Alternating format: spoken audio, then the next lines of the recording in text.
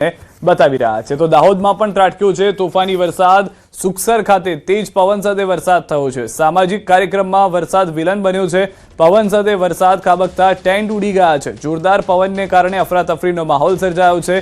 સમાજ દ્વારા કાર્યક્રમને કેન્સલ કરવામાં આવ્યો હોવાની પણ જાણકારી છે। જે રીતની પરિસ્થિતિ છે સ્વાભાવિક રીતે જ કેન્સલ કરવો પડે તેવી પરિસ્થિતિ હાલમાં જોવા મળી રહી છે કાર્યક્રમને, કારણ કે ભારે પવન સાથે વરસાદ થયો છે અને જેમાં સુખસર ખાતે તેજ પવનના કારણે જે દ્રશ્યો જોવા મળી રહ્યા છે તે મે મહિનામાં જોવા મળવા મુશ્કેલ છે। સામાન્ય રીતે ચોમાસામાં ભારે પવન પણ આટલો નથી આવતો, પરંતુ અત્યારના તો ભર ઉનાળે આ દ્રશ્યો જોવા દાહોદથી મળી રહ્યા છે।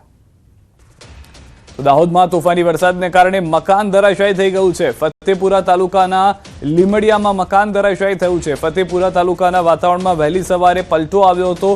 વીજળીના કડાકા અને પ્રચંડ પવન સાથે કમોસમી વરસાદ ખાબક્યો હતો। ભારે પવનને કારણે લીમડિયામાં એક મકાનનો ભાગ થયો છે ધરાશાયી। મકાન તૂટી પડતા અંદર રહેલા પરિવારમાં ફેલાયો છે ભયનો માહોલ। બપોરે ગરમીનો સામનો કરવા માટે મકાન તૈયાર હતું, પરંતુ જે વાતાવરણમાં બદલાવ આવ્યો, ભારે પવન સાથે જે વરસાદ આવ્યો, તેમાં આખું મકાન જે છે તે ધ્વસ્ત થઈ ગયું છે। લોકો પણ ચિંતામાં આવી ગયા છે। વહેલી સવારથી વાતાવરણમાં જે પલટો આવ્યો હતો ત્યારબાદની આ પરિસ્થિતિ મકાનની દાહોદથી જોવા મળી રહી છે।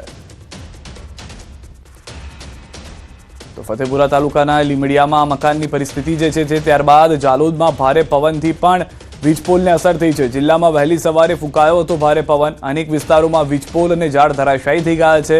વીજપોલ તૂટતા વીજ પુરવઠો ખોરવાઈ ગયો છે। નીચાણવાળા વિસ્તારોમાં પાણી પણ ભરાઈ ગયા છે।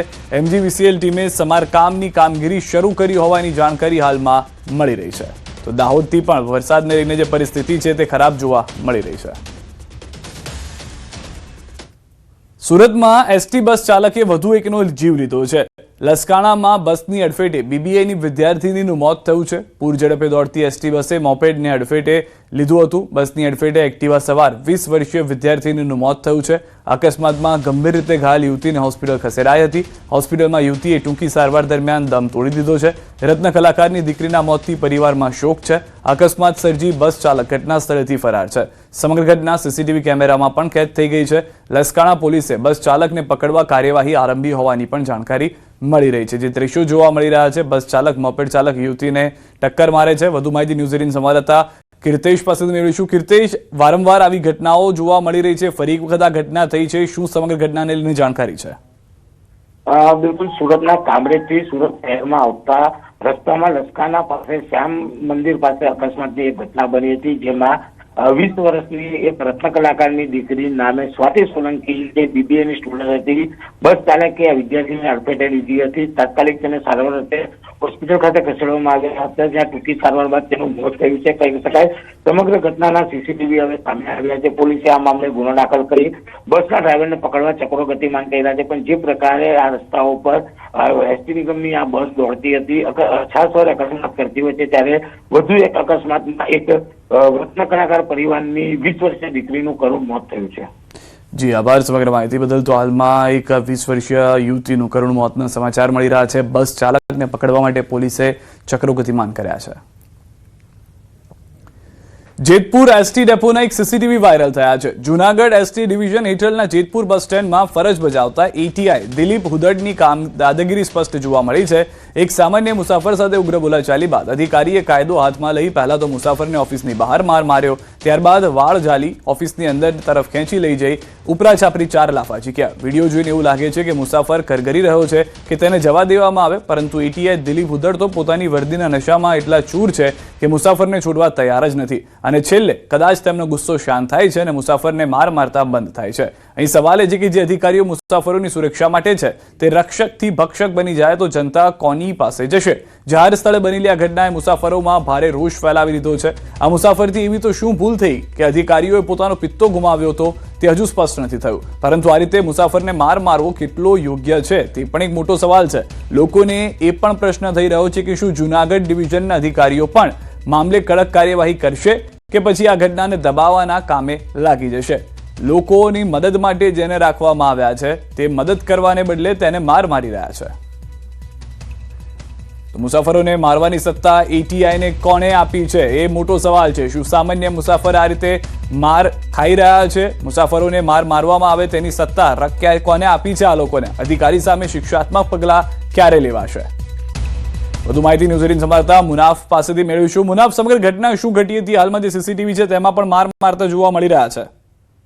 બિલકુલ ચોક્કસ સીધા જેતપુર એસટી ડેપોમાં સત્તાનો દુરુપયોગ કરી મુસાફર અત્યાચારનો સાર્વજનિક ઘટનામાં ભારે ચકચાર મચ્યો હતો. જુનાગઢ એસટી ડિવિઝન હસ્તક જેતપુર બસ સ્ટેન્ડમાં ફરજ બજાવતા આઈટી અધિકારીને ખુલ્લેઆમ દાદાગીરી સીસીટીવી કેમેરામાં કેદ થઈ. આ વિડીયો એક વાયરલ થયો કે એસટી ડેપોની ઓફિસમાં ઉભેલા એક સામાન્ય મુસાફર સાથે ઉગ્ર બોલાચાલી કરી અને એટીઆઈ દિલીપ કાયદો હાથમાં લેવાયો હતો. સોશિયલ મીડિયામાં આ વિડીયો વાયરલ થયો હતો કે ફૂટેજ નિષ્પત દેખાઈ રહ્યો કે રોક છતાં અધિકારી ગરીબ મુસાફર કઈ રીતે લેબોરેટરી કઈ રીતે લાફાઝીકી દે છે, જેમને શેર મુસાફરોની સલામતી અને માર્ગદર્શનની જવાબદારી તેવા એસટી જવાબદાર અધિકારીઓ રક્ષક બનીને ભચક બનતા હોય તો સમૃદ્ધ એસટી તંત્રની કામગીરી સામે એક સવાલ ઉઠ્યો છે કે જ્યારે જાહેર સ્થળ ઉપર અન્ય લોકોની હાજરીમાં બનેલા ગંભીર બનાવને પગલે સ્થાનિક લોકો અને મુસાફર ભારે રોષની લાગણી જોઈ હતી.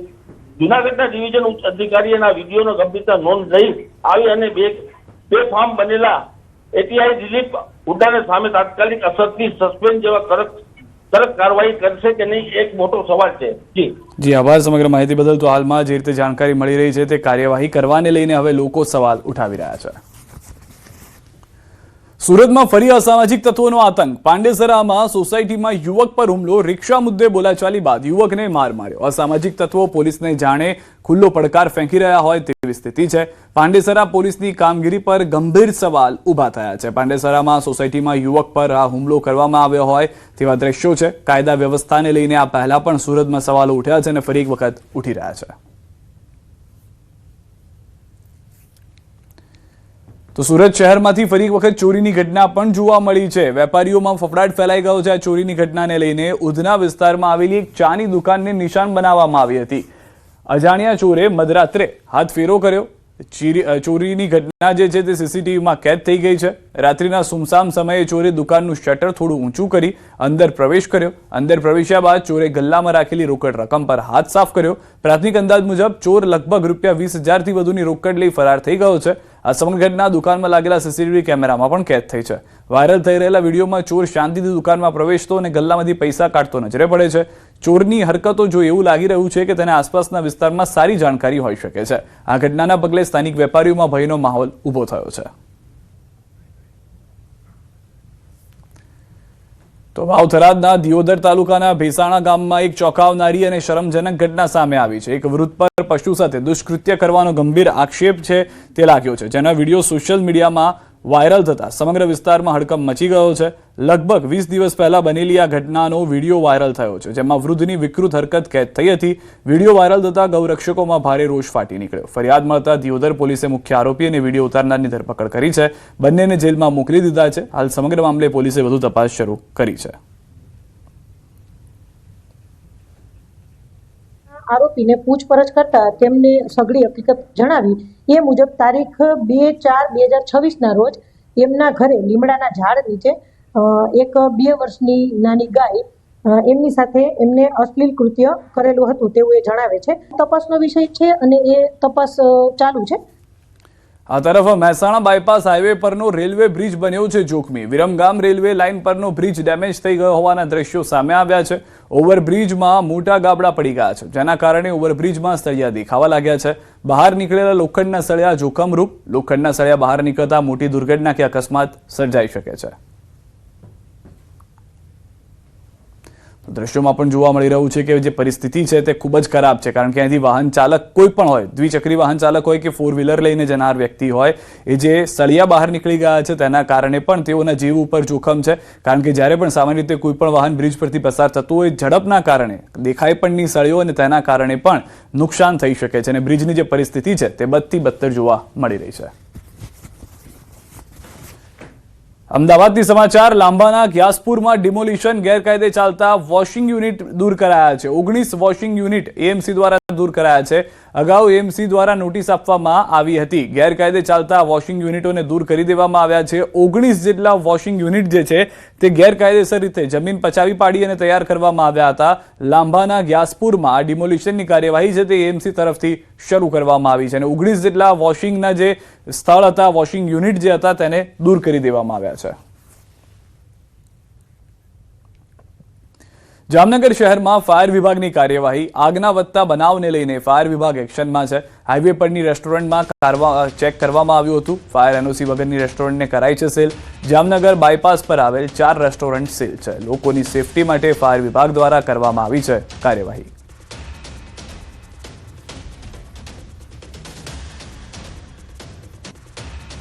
જામનગર વિસ્તારમાં અલગ અલગ એરિયાઓમાં જે પણ ફાયર એનઓસી અથવા બીયુ પરમિશન અથવા તો ફાયર સેફ્ટીના ઉલ્લંઘન કરતા રેસ્ટોરન્ટ, ધાબા અથવા પણ જે પણ પ્રકારના યુનિટો છે તેના માટે ફાયર શાખા, ટાઉન પ્લાનિંગ શાખા અને એસ્ટેટ શાખા દ્વારા સંયુક્ત ઉપક્રમે એક મુહિમ ચલાવવામાં આવી રહી છે. જે અત્યારે ઉનાળાના સમય દરમિયાન આગના બનાવો વધારે બનતા હોય તો એની આગમચેતીના ભાગરૂપે અત્યારે હાલમાં આ બધી જગ્યાએ આ રીતના ચેકિંગો હાથ ધરવામાં આવી રહ્યા છે. જામનગરના 80,000 ઘરોમાં આજે પાણી કાપ છે. કાળઝાળ ગરમી વચ્ચે શહેરમાં પાણી વિતરણ બંધ છે. ગુંગવાવ નજીક લીકેજના રિપેરિંગથી અનેક વિસ્તારો પ્રભાવિત છે. મનપાની કામગીરીથી અનેક વિસ્તારોમાં પાણી નહીં મળે. રિપેરિંગ બાદ આવતીકાલથી પાણી વિતરણ રાબેતા મુજબ ચાલુ થશે.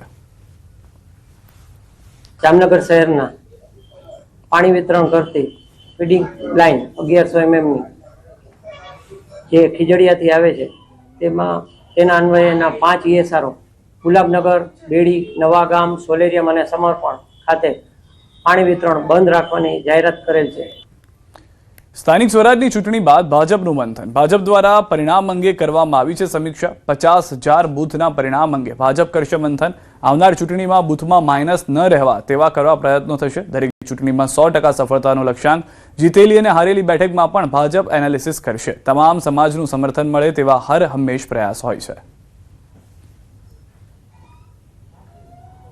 જો દરેક ચૂંટણીમાં અમે 100% સફળતાના લક્ષ્યાંક સાથે અમે કામ કરીએ છીએ અને અમે જો જીતમાં હોય તો પણ એનું ચિંતન કરીએ છીએ અને અમે ચૂંટણી જ્યાં જ્યાં કદાચ કોઈ બૂથમાં હાર્યા હોય એનું પણ ચિંતન કરીને એનું એનાલિસિસ કરીએ છીએ. કચ્છના અબડાસામાં ડીઝલ માટે